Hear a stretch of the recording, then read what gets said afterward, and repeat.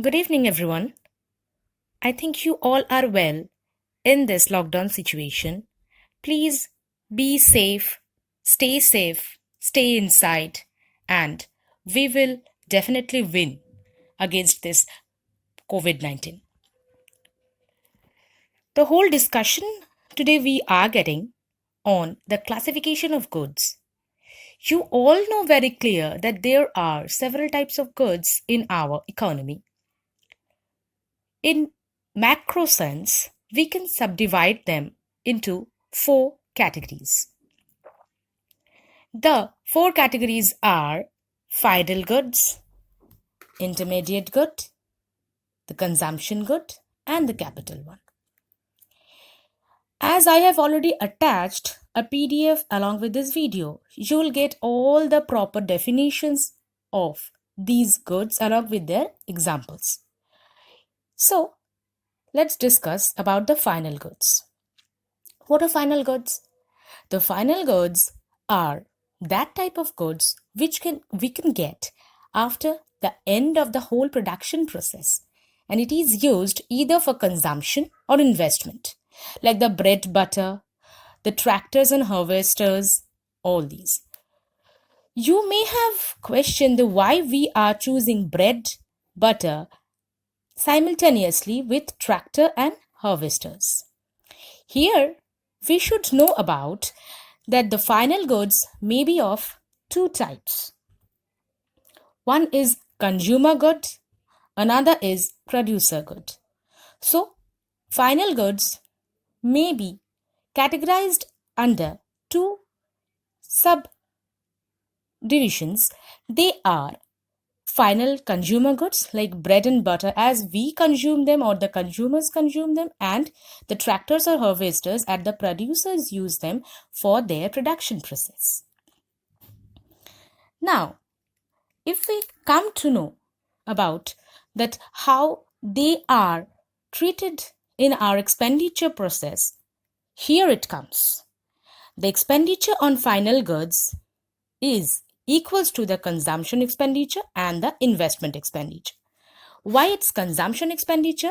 Just because we, the consumers, are having an expenditure and expense on it, and the investment expenditure as the producers are using them for their production process. Next, the second type of good is the intermediate goods. These are very interesting type of goods which we get them as a final product from one factory, and we go them to use as a raw material in some other factories. The example is very simple, that is iron rods and bars. You all know that in iron factories we use the bars to make different types of products. So from iron ore, the iron is extracted. That particular factory is giving their final product as the iron bars, and when we are using them in some other factories to make some iron products like tables or chairs or some other things, they are using them as intermediate goods. Now we come for the consumption goods. This is another factor which we already have told. So for consumption goods, they are of four subcategories. The categories are durable, semi-durable, non-durable, and services. What are durable goods? Durable consumption goods are those goods which can be used for several years and are of relatively high values, like the TV, the radios, the scooter. Likewise, what are the semi-durable goods? Semi-durable goods are not of very high value, but they can be used for a period of more than 1 year or a little bit more. They are like clothes, the furniture, the crockeries, etc. Non-durable goods are those goods which are used up in a single act of consumption. These are known as some non-durable goods. They are like petrol, domestic LPG, milk, and the last one is services. Services are absolutely non-material goods which are directly satisfies the human want. Last but not the least is the capital good. The capital goods are the fixed assets of the producers.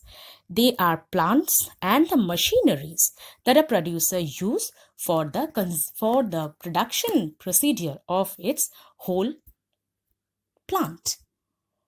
So I think the broad categories are absolutely clear to you.